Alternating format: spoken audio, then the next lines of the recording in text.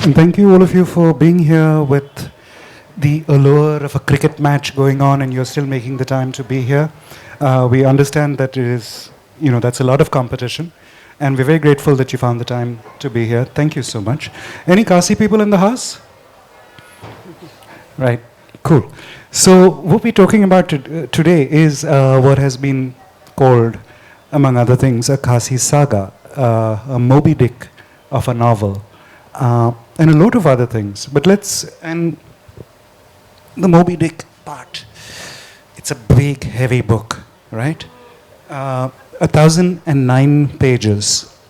And I thought I'd start by asking Kynpham, where did this novel the first germ of this novel, when did that happen and how did it build from there? And could you take us a little bit through that? All right. A very good afternoon to everyone. Can you hear Kynpham at the back? Yeah. All right. Okay. Is that all right? Yeah. Thank you. Actually, that's sounding too loud, I think. Actually, the beginnings of this book went back to the first Kovalam Literary Festival.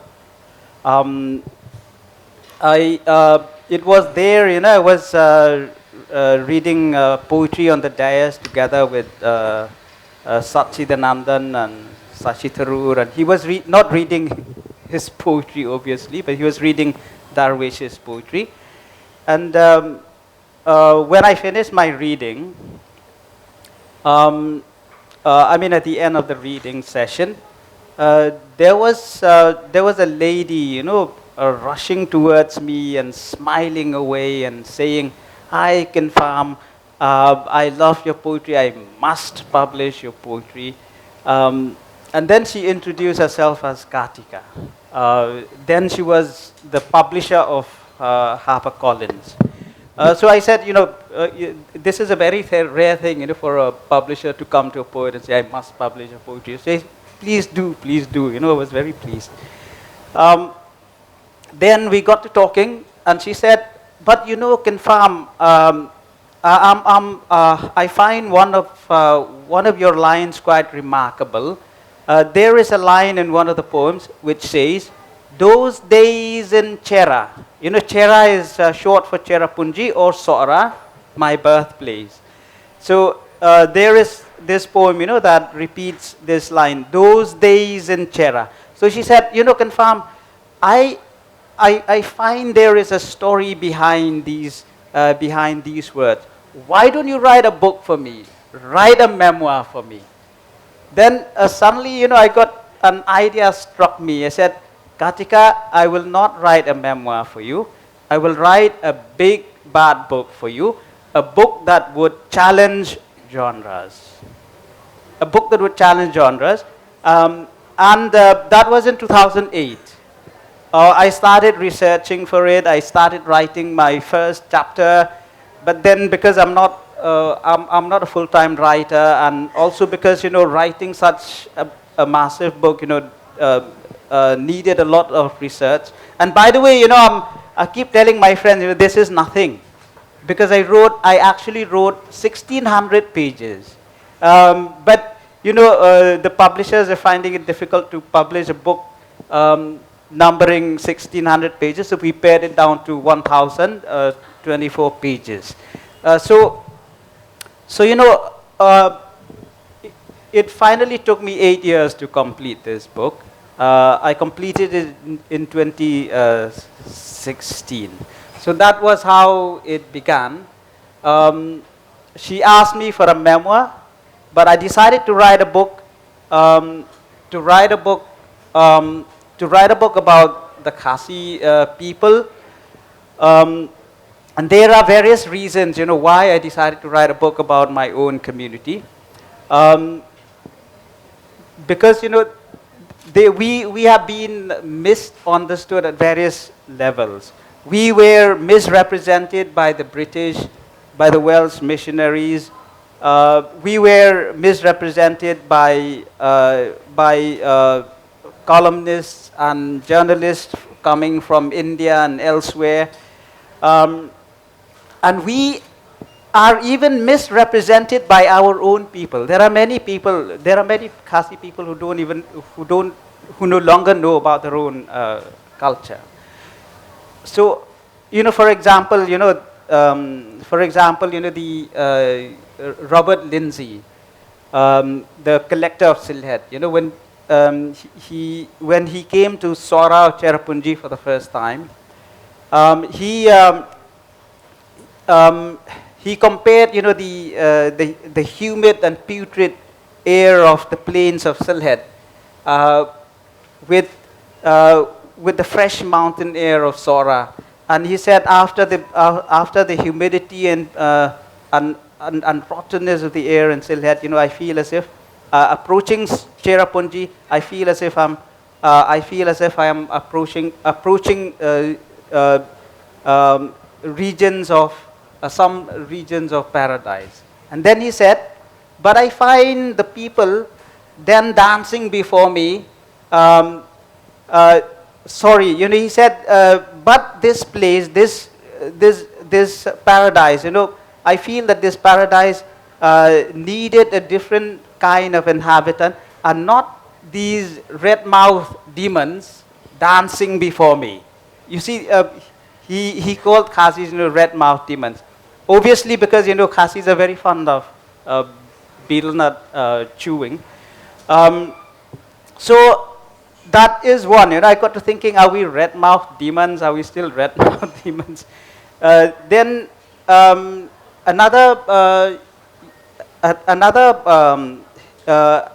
British, went to watch Khasi priests performing their religious rites, egg-breaking ceremony.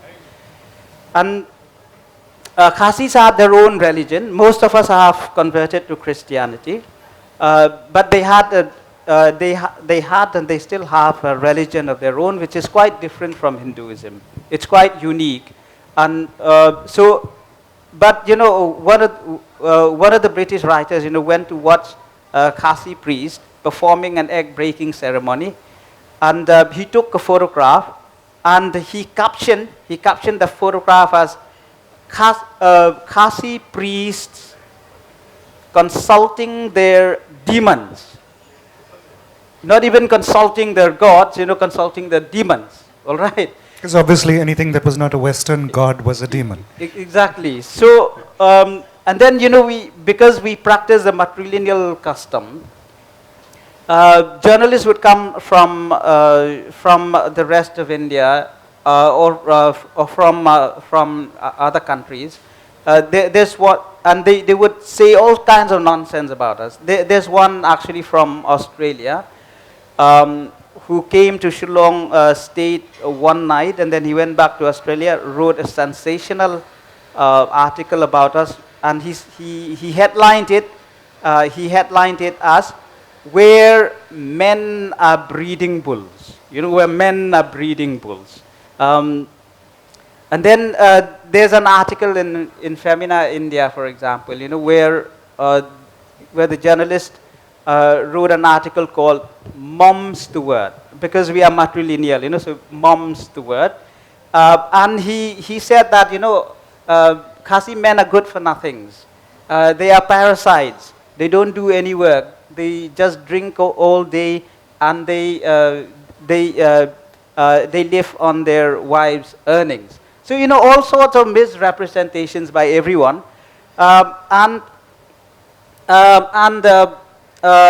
But the most horrible thing is the ignorance of my own people. We have a wonderful system of traditional democracy. All right, and our system is, we say that it is monarchical in form. We have a king who is not really a king, in the sense that he doesn't really have much power. The power remains with the state council. So, we have a system which is monarchical in form, republican in nature. It is a democratic system. But some of my own people, would misrepresent that beautiful democratic system as a system of the Taliban, because of certain unfortunate incidents involving corrupt officials. So I was thinking, um, I was reminded of the words of Hamlet, about when he told his friend how he should absent himself from felicity a while to clear my wounded name. So I was thinking, why don't we are being misrepresented right and left. So why don't I also absent myself from felicity a while to clear the wounded name of the Khasi people? But then, so that's why many of the reviewers have said that this is a very important post-colonial intervention. We'll come to that in a bit. Yeah, okay, yeah. I'd like to get into that. Now, just before we started, a little while before that, Kynpham was telling me that he was feeling very sick. Our air and the commute had made him feel nauseous, and he said, I don't think I'll be able to talk. And listen to the man. Yeah. This is how he's when he's not feeling like talking. Okay. So all those years of being a professor, teaching and all of that, and you kick that in. But I just wanted to shut up and just hear you talk, because it's been fascinating. I've been going through the book. It arrived at an unfortunate time for me where I was on bed rest, and the Lit Life people asked me, do you want a print book or an e-book? And I don't like reading at length on a tablet. So I said, no, send me the print book. And the book came, and it's not a book that you can read lying in bed without seriously straining your wrists. All right. So I actually haven't been able to finish the entire thing, but I've been sipping through it, going through at various stages. And you talked, and I just wanted to also bring back one thing, that Karthika, came to you and said she wanted to publish your poetry. That's remarkable for any publisher, and got a book out of you, and it took some time. It was, you said what, 8 years in the writing? Yes. Yeah, from 2008 to 2016, and you wrote far more than what we see in print. 1,600. How, as an academic, as a professor, teaching and all of that, your other writing, the poetry, how did this writing go? I mean, how did you work on this book? How did you make the time? Tell us a little bit about the research that went into it, because it's obviously, I mean, one of the reasons why, if you look at the reviews of this book, which I didn't do till yesterday very deliberately, and looked at the blurbs, that a lot of people were a little confused on what to call this book. Is it a novel? Is it a set of stories? Is it, deeply researched ethnography of the Khasi people that is disguising itself as a novel? All of these things, right? The coming to the form that you finally chose and the work on it and the research, could you spend a little time on that? And then if you could sort of segue from that into the way that people have received the book. Yeah, I just want to come back to the question of the Khasi saga, and then I'll come to this. Okay. So, I wanted to write a book about the Khasi people, but it is related. But when you choose to write about a community, the first thing is you have to be very careful what you say. You set yourself out to correct all misrepresentations. You yourself, should not commit any mistake. So I had to do a lot of reading, a lot of research. And then I gathered a vast amount of information about my people, from their theology, from their religious philosophy, to their history, to their origins, to their myths, to their folklore, to their legends, to their famous true stories, to their folk stories, to their little stories. I had a vast amount of information, but that also presented a risk in itself, So then, because if you had a vast amount of information, how would you write a book that would sound like fiction and not non-fiction? A book that would not bore people to death. So I cast about, for a proper model. I could not find a single adequate model, but I found several ones. I read Boccaccio's The Decameron. Then I adopted that narrative frame. I adopted the narrative frame of the Arabian Nights. So because I don't want a book to be tedious. So I chose to tell the story of my people, to talk about my people, every aspect of their culture, every aspect of their life, through stories.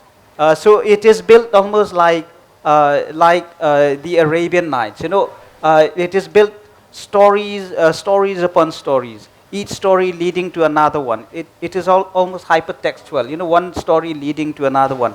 So you pick you page at random. You find a story, and you can read this book in continuity, and you can read it at random. Um, but then there are also lots of conversations in it. So I was thinking, how to make the conversations interesting and witty and humorous. Then I decided to adopt the format of the Socratic dialogues by Plato, and also I adopted the Khasi oral tradition of storytelling, the Khasi funeral tradition. So there are lots of traditions in here, and that's how people are confused about this book. What is this book? I was told that I was told that people find it difficult where to place this book. So it will never. It is a book. It is one of those books. It is called the Moby Dick of Meghalaya. So it is like Moby Dick. It is a book that will never win an award because people don't know where to place it, how to categorize it. And nobody should make the mistake of reading this as a conventional novel. It doesn't follow the English Western traditional model. It has all those different models clumped into one. And there is a lot of Gao Xingjian also here, Soul Mountain. Gao Xingjian, if those of you who have read Soul Mountain would know, that he puts in a lot of things there. He puts in songs, poetry, travelogues, biographies, treatises, and so on. The same thing I've done with this book. Most of the reviewers, they talk about how this book is a path-breaking novel, both in the content, both in the subject and its writing, and how it bends genres, how it blurs the lines between genres.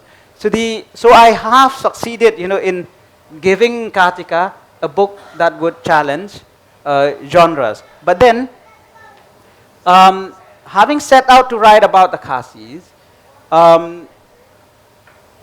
is it fair to call this book a book about the Khasis alone?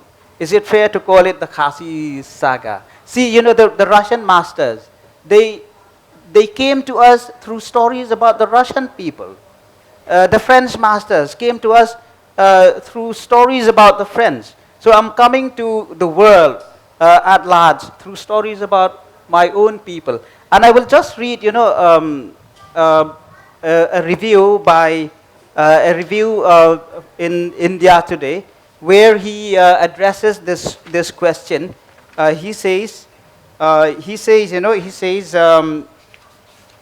just reading this out, he says, it's tempting to paint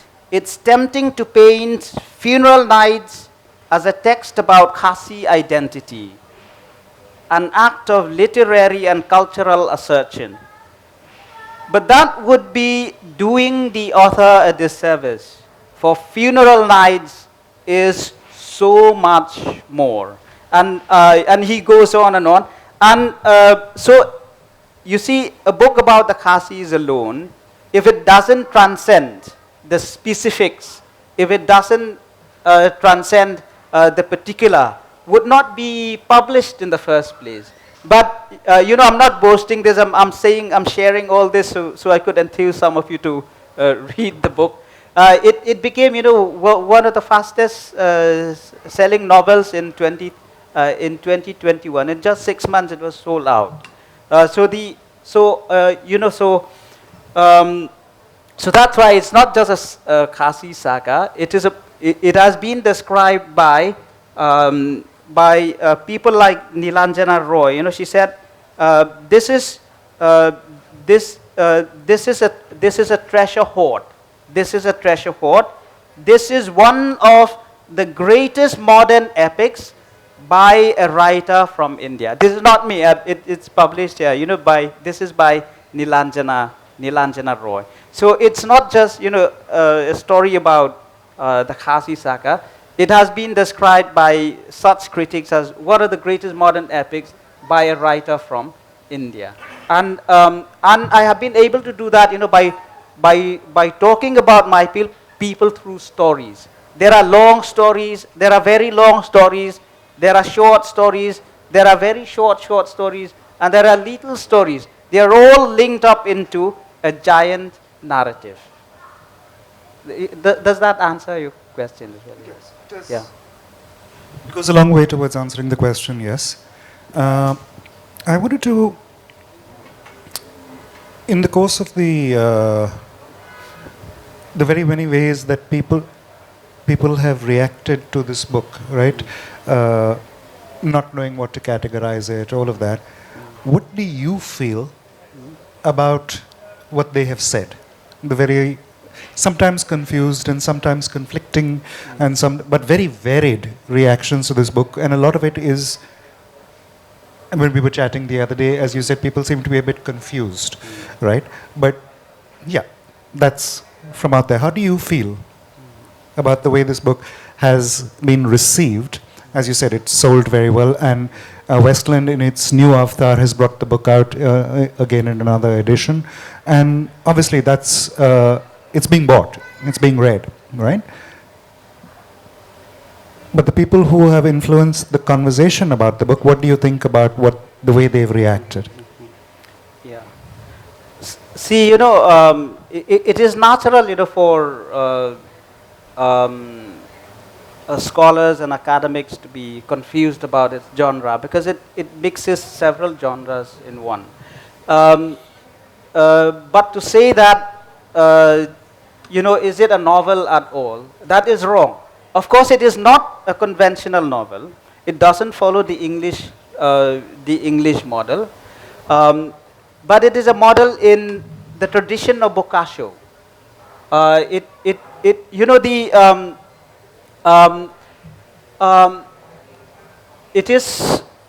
form is so rare that an anonymous reviewer for Yale University Press said that this this is an anomaly in contemporary fiction. And he said, we can only draw comparisons to writers like Umberto Eco, Italo Calvino, and so on. But even then he said we cannot carry it too far because it would only mislead. Because he says, this is obviously one of those books that only one person in the world could have produced. You know, that is, I mean, that is massive praise, you know, for any book. This is obviously one of those books that only one person in the world could have produced. This is from Yale University Press. So so what do I feel? You know, it is rare in form. It has been described as an event, as a festival in itself. But it is wrong to say that to question its category as a novel, because here I'm using fiction to talk about non-fiction. It just doesn't follow. It just doesn't follow the traditional, conventional model of a novel. But what I feel is it is a work of fiction talking about non-fiction. So, but whatever, you know, whatever academics and scholars say, I'm very happy about what is happening, because I told you it became one of the fastest selling novels in Yes. 2021. And you know the best thing that anybody had said about this book was said by one of my own colleagues. You know, she said when I got hold of this book, she said she was intimidated. You know, she didn't feel like reading it because it's so it's so it's so big. So, but then she one day, while feeling bored, she opened the first page. She read the first few lines, and she got hooked. And later, when she neared the end, she said, I wish Sir Kynpham had written a longer book, so that she did not want it to end. She did not want it to come to an end. So so if there is any one of you, who would like to read the book, don't be intimidated by its length. You flip through a few pages and you'll get hooked. I'm trying to enthuse you. Now, as Kynpham said, So- it is, and I have been sipping through the book, and it is a book that does lend itself to opening a random page, trying to find a little bit of start, read a bit, read the story. The story, it's all over the place, and I'm hoping that before we end, Kynpham will read one of those little stories within this larger story. We do have time for questions later. So keep your questions in store, and I'm going to ensure that everybody who wants to ask Kynpham anything, that you'll have time for it. We have another 10 minutes or so before we open for questions. But I wanted to know, Kynpham, also, we've heard how the rest of the world has reacted to the book and how you felt about that reception. As a Khasi saga, per se, what have Khasi people told you about the book? What do they feel about the story that you have told, about what the world is being told is a monumental work of fiction that is also introducing the Khasi people and their heritage and the way it is now to the world at large. How do the Khasi people feel about this book? I think we have a Khasi gentleman here. We used to say You are there's a- speaking on behalf of all Khasis, so remember when we come to you. So we used to say, about Khasis, we used to say that Khasis don't read books, all right? Unless, they are forced to read in schools and churches, they don't read books. But with this book, the strange thing with this book is, in Shillong it was selling like hotcakes. And one day, I went to a shop. I saw the shopkeeper, I saw the shopkeeper reading this book. Then when I asked for something, he kept it aside, and he served me. So I said, "Oh, you're reading this book." He didn't know me, of course. So, "Oh, you're reading this book." He said, "Yes, I must read. I must read this book. It's fascinating. It is about us. Everybody is talking about this book, and in social media they're calling it the Khasi Bible." But but of course, we must keep this in mind, that it has transcended the specifics. It has transcended the particular. And you can judge this, from the rave reviews and the comments that I get from, fellow novelists throughout India who had read the book. There was one comment on Twitter, for example, by a very well-known novelist. I wouldn't tell you the name, but she said, yesterday my mom called me from Bangalore. She lives in Delhi. She said, yesterday my mom called me from Bangalore, and you know what? She spent 1 hour talking about Funeral Nights by Kynpham. So I'm very happy, that it is read by Khasis. They appreciate it. And this book has turned them from non-readers into voracious readers. Even shopkeepers are reading the book. And I'm also very happy that non-Khasis are also reading it appreciating it and falling in love with it. And that's all I ask. That's, yeah, exactly. I mean, I saved that question for last because, about the reaction to it, because, as you said, it has transcended that audience. But I'm glad also to hear that Kasi people are finding it an important book. Anybody in the room who is an aspiring writer, someone who's working on their writing, because I like to ask questions about folks here who are working on their writing and would like, because what I want to ask Kynpham next is for people like this, which is, this has been a work that you've worked on, you've been at it for so long. What advice would you offer to developing writers, people who are working on their craft, as someone who's brought a book out that has had success? What, from where you are now on your journey, what could you offer them as advice for what they may face ahead of them? Yeah, when people ask me this question, I always go back to what Horace said.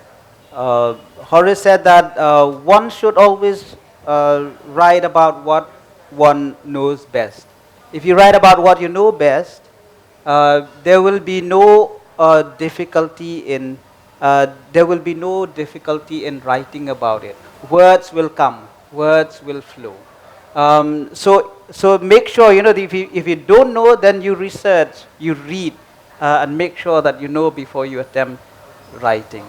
So that's what I always tell them. Right. But and as you write, of course, with poetry, it's a bit different. When I write poetry, I don't think about an audience at all.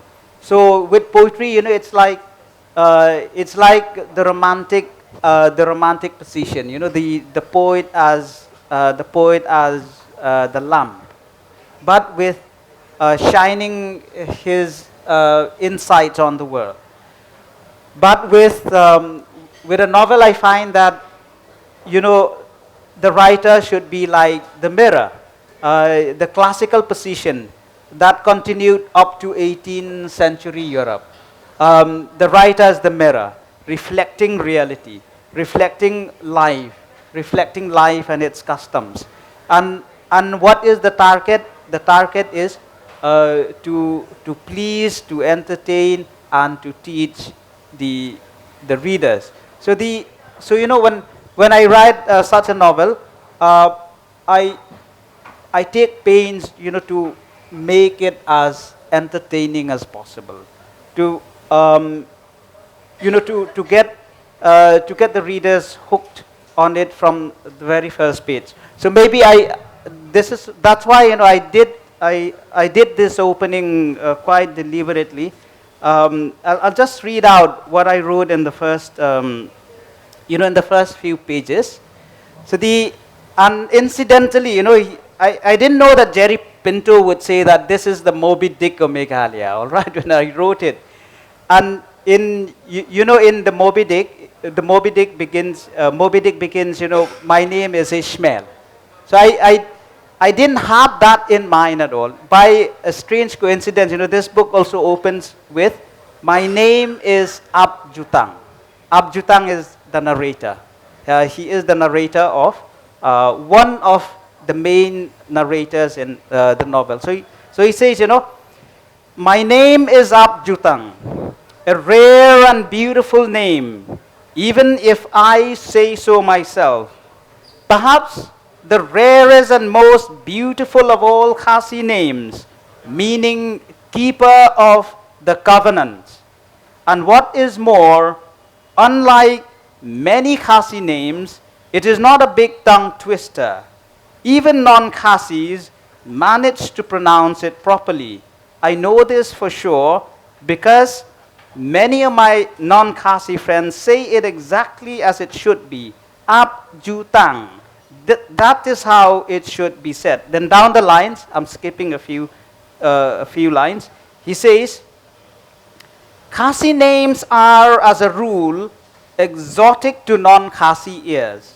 More exotic still when mouthed by non-Khasi tongues. My friend my friend is called Kynpham. So the narrator's friend, Abjutang, Abjutang's friend is called Kynpham. All right. My friend is called Kynpham, among our more easily pronounceable names. But the best that many non-Khasis can do with it is Kynpham, or Kynpan, Kingpin, Fiang Fiang, and so on. The worst distortion was by Douglas Smith, an Englishman who visited the Khasi Hills in 1995. Smith's friends used to call him Doak, but Khasis, because they could not manage that properly, called him, out of respect, Mr. Dog. But proving himself as bad as the Khasis, Mr. Dog called Kynpham Flimflam. So you know, I try to inject humor. I try to, I try to draw in the reader from the very first few words. Writing a novel, you know, I make a conscious effort to reach out to the readers. Right. Give me an idea of anyone who has questions so I know how much time I need to keep for you. If you just raise your hand, if I have your question, we'll come around. So we have definitely 3 questions out here. Do we have a microphone? Could we start on this side, please? Thank you very much. Could you just say your name and then go ahead with your question? We can hear you. We can hear you. I am Indra Munshi. I taught sociology in Bombay University. And I'm very happy that the session has been organized. I just want to specifically ask one question, which is, in these hundreds of stories, I'm sure, which you weave into some kind of history, sociology of the Khasis, are there some themes that recur? Or a theme which you find runs through your narrative, which is their narrative and which is what you have collected and then presented as whatever, a memoir, a novel, a mixture of many things. I'm not so worried about the form. I'm willing to take it as what it is, so long as it gives me something. It's not history. So it's stories which are both in the realm of, let's say, dreams and religion and social practices and all that. But are there any themes that unify it, or are they completely, I can't imagine that they can be completely scattered. Yeah, this is a wonderful question, actually. You know, so it's a book of dizzying diversity, and again, not my words. Words of this was said by a reviewer in The Wire. It's a book of dizzying diversity and great depth, she said. What unifies the novel in the first place is the narrative frame. A group of people going to a jungle hamlet to witness the last funeral nights of a Khasi sub-tribe called Lingam. But they made a mistake in the timing and the date. They made a mistake in the date and they got stuck in the jungle for 11 days. So what did they do? During the day, they tried to discover the place. They tried to discover everything about this last funeral night. Rite. But at night, they sat around a fire, told stories, and talked about the past, the present, and the future of the Khasi people. They take up, very uncomfortable questions, very uncomfortable issues, not only relating to the Khasi people, but also to how the world has become a more precarious place to live in. So some critics have found it, have found, that's why, the, in India Today, the India Today reviewer said something like, I'll just read this out. He said something like, the stories of, this is from India Today. He said, the stories of death that characters share in this 1,000-page book are riveting. But what makes it truly unputdownable are the vital connections it draws to daily life. So so what unifies this book is the contemporary issues that are being discussed, and how certain of these issues could be resolved, or could be rendered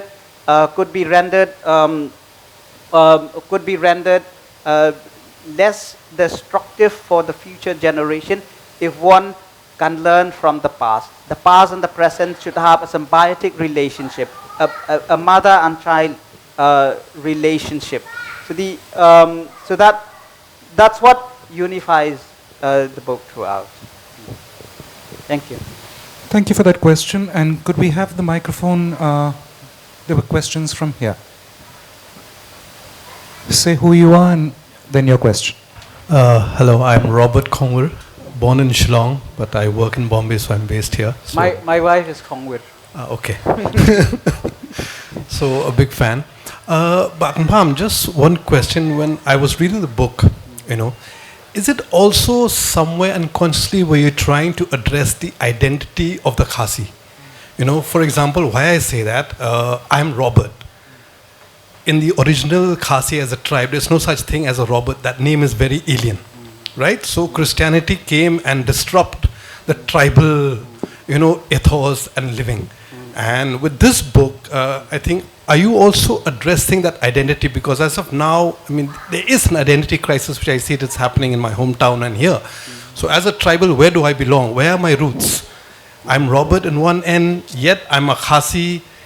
They're not really parallel lines, according to me. So that is my question. See, this book addresses not only the question of identity among Khasis. It addresses everything about the Khasi, about the Khasi people. That's why it has been called the Khasi Bible. But at the same time, it not only addresses the issue of Khasi identity, it also addresses the issue of identity,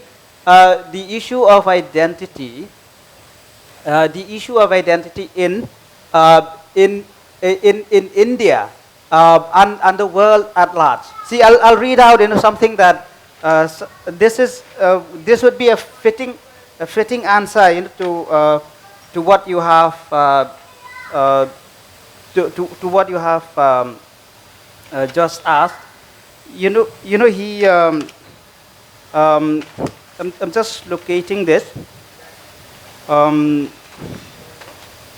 This is the Yale University reviewer. He says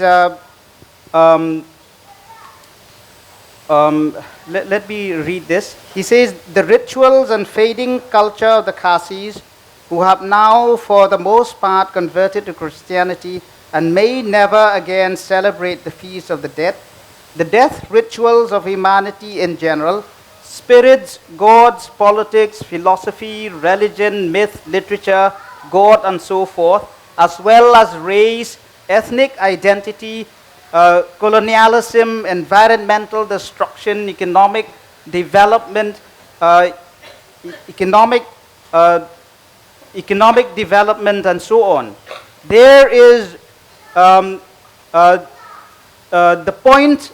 I'll skip a few lines, and he says, the point of the book is its capaciousness. The point of the book is its capaciousness. The way in which what begins as the tale of an ethnographic expedition becomes a huge vision of India, albeit from its tribal outskirts. A huge vision of India, the world, humanity, and even the supernatural. So, it has everything in this book. And this is an interesting coincidence. You mentioned your name as Robert. An English name with a Khasi surname. By the way, I have in this book a chapter called Name Stories, and which reviewers have said is one of the most interesting chapters in the book, because it tells the little stories behind people's names. There is, for example, there is a person, there is a person who has named his children first gear, second gear, third gear, and brake. So why did he do that? But very funny names, first gear, second gear, third gear, and brake. So there's a story behind that. So first of all, he is a driver. He wants to name his children after the things that he is familiar with. So first gear is for the first son, second gear for the second son, third gear for the third son. But he wanted a daughter. He wanted a daughter. He's a poor man. Three sons, more than enough for him. But then he wanted a daughter, because in the matrilineal system, we have to have a daughter. So he said, old mother, let us try one more time. Let us fish for one more time. And then let us fish for a daughter for one more time. And then he succeeded. He succeeded it, And so he visited his wife in the hospital, and with a beaming face, So, and his wife asked, old father, now that we have got a daughter, what will you name her? See, and then he said, see, we have got first gear, we have got second gear, we have got third gear, and now that we have got a daughter, what else but a brake, So we'll put a brake. She is our brake. This is the end. We have got a daughter, no more children, so she will be named as Brake. Right. So I have a chapter called Name Stories here. Yeah. Great. We had one more question here, the last one.